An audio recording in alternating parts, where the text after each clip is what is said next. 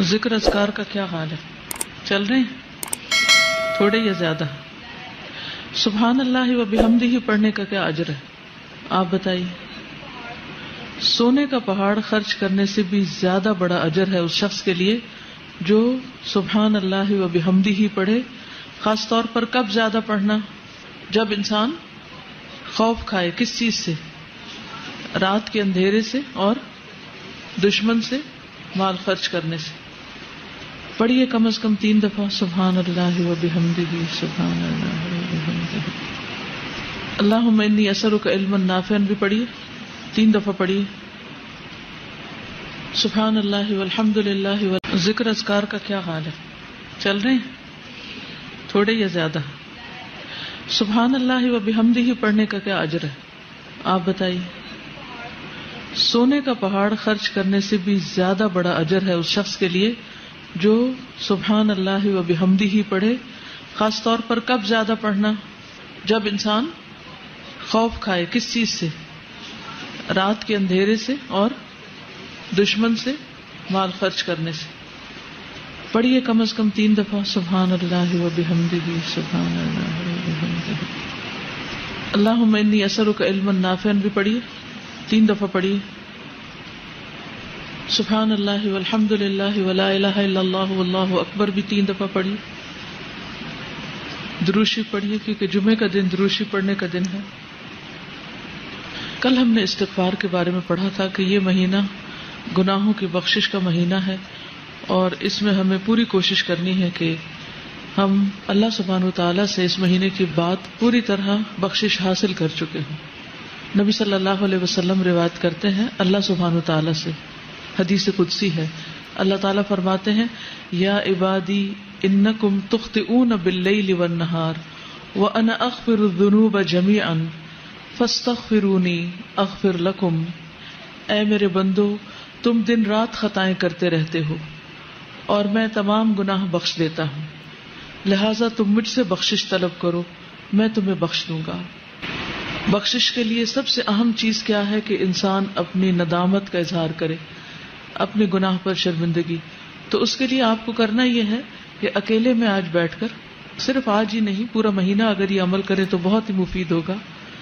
اکیلے میں بیٹھ کر اپنے کسی ایسے گناہ کا ذکر کریں اللہ تعالیٰ کے سامنے جو صرف آپ کو پتا ہے. اللہ نے دنیا میں وہ آپ کا گناہ چھپایا ہوا ہے اور اللہ سبحانہ تعالیٰ سے اپنی کمزوری کا اعتراف کریں، شرمندگی اور ندامت کا اظہار کریں اور پھر رو کر اللہ تعالیٰ سے معافی مانگیں کیونکہ فَإِنَّهُ لَا يَغْفِرُ الذُّنُوبَ إِلَّا أَنْتَ. اللہ کے سوا کوئی بھی ایسا نہیں جو گناہوں کو معاف کر سکے. تو اس لیے بہت ضروری ہے کہ ہم ندامت اختیار کریں، شرمندہ ہوں، اپنی غلطیوں کو مانیں. اور جب ایک انسان غلطی مان لیتا ہے تو پھر التائب من الذنب کمن لا ذنب لہ. انسان اتنا صاف ہو جاتا ہے گویا اس نے کوئی گناہ کیا ہی نہیں. کمن لا ذنب لہ. اسی طرح توبہ کے لیے اگر کوئی کبیرہ گناہ سرزد ہو چکا ہے زندگی میں، پاسٹ میں، جو آپ کو ہانٹ کرتا رہتا ہے، بار بار آپ کو پریشانی ہوتی ہے، تو اس کے بارے میں کیا کرنا چاہیے؟ رسول اللہ صلی اللہ علیہ وسلم نے فرمایا جب کسی بندے سے کوئی گناہ سرزد ہو جائے پھر وہ اچھی طرح وضو کرے، پھر کھڑا ہو اور 2 رکعت نماز ادا کرے، پھر اللہ تعالیٰ سے بخشش مانگے تو اللہ تعالیٰ اسے ضرور معاف کر دیتے ہیں. پھر آپ نے یہ آیت تلاوت فرمائی والذین اذا فعلوا فاحشة او ظلموا انفسهم ذکروا اللہ فاستغفروا لذنوبهم ومن یغفر الذنوب الا اللہ ولم یصروا علی ما فعلوا وهم یعلمون. اور پرہیزگار وہ لوگ ہیں کہ جب ان سے کوئی بے حیائی کا کام ہو جائے، انسان ہے نا غلطیاں ہو جاتی ہیں اور بعض اوقات تو ہم ریئلائز بھی نہیں کرتے کوئی غلطی ہو چکی ہے، یا وہ اپنی جانوں پر ظلم کر بیٹھے تو وہ فوراً اللہ کو یاد کرتے ہیں، دیر نہیں لگاتے اور اپنے گناہوں کی معافی مانگتے ہیں. اور اللہ کے سوا اور کون ہے جو گناہ معاف کر سکتا ہو؟ اور کون ہے؟ کوئی بھی تو نہیں. ساری دنیا بھی اگر ہمیں پاک باز پاک دامن قرار دے دے اور یہ کہے کہ آپ تو بہت ہی نیک لوگ ہیں اور سرٹیفکیٹ جاری کر دے اور ایوارڈ اس پر دے دے ہمیں کہ ہم نیک ہیں، لیکن ہم نیک نہیں ہو سکتے جب تک کہ ہمیں اللہ سبحانہ تعالیٰ کی طرف سے نجات کا پروانہ نہ مل جائے. تو اس لیے بہت ضروری ہے کہ ہم خاص طور پر اللہ سبحانہ وتعالیٰ کی طرف رجوع کریں، اور نماز جو کہ برائیوں کو مٹا دیتی ہے تو توبہ کے نوافل کا اہتمام کریں. یعنی جب بھی دل میں پریشانی آئے کسی گناہ کی تو اس کے علاج کے لیے نفل پڑھیں، اور پھر وہ دانستہ اپنے کیے پر اصرار نہیں کرتے.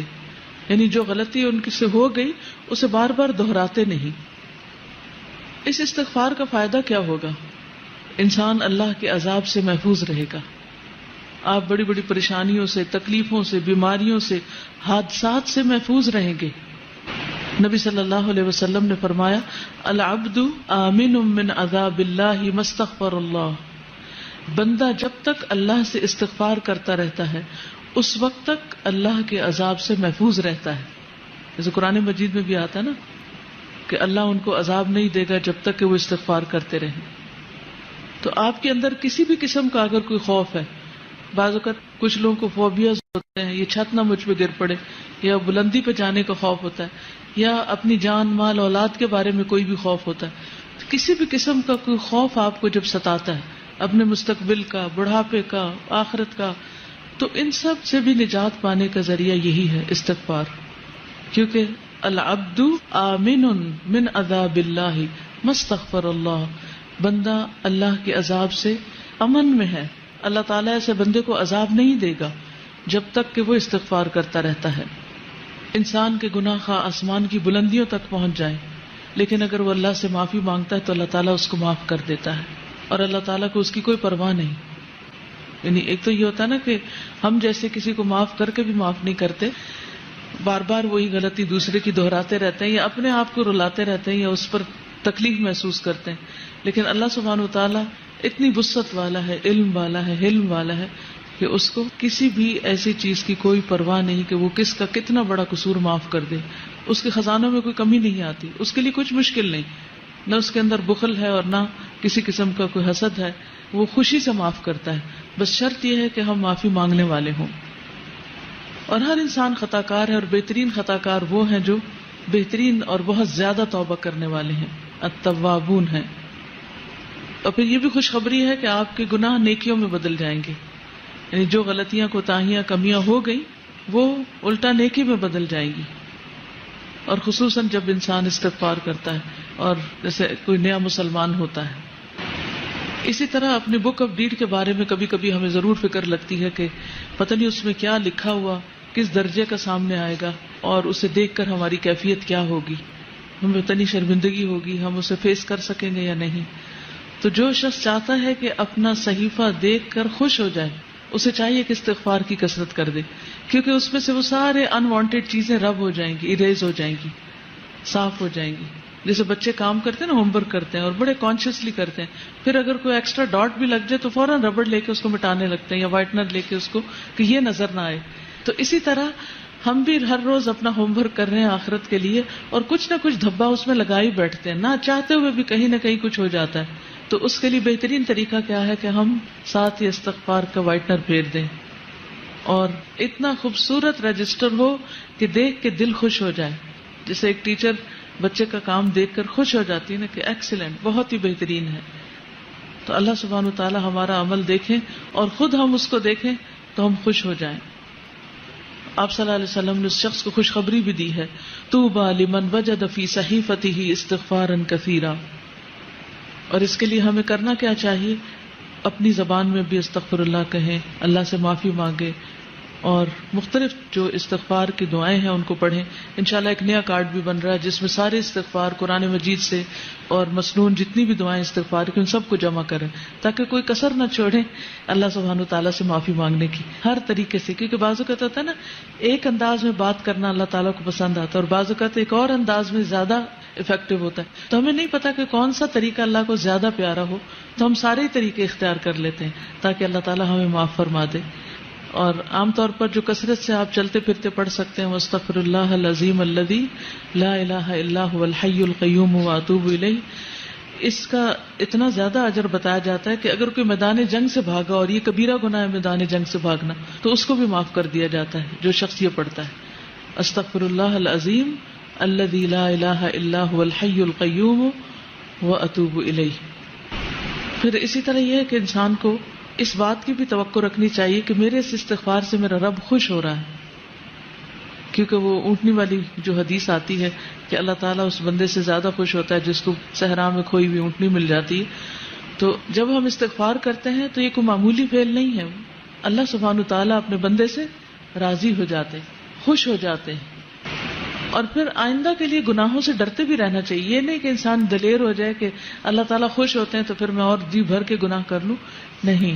مومن جو ہے وہ گناہ کو اپنے اوپر پہاڑ کی طرح سمجھتا ہے، جیسے کوئی پہاڑ گر گیا اس پر، اتنا پریشان ہوتا ہے، وہ اتنا تکلیف اٹھاتا ہے گناہ کر کے۔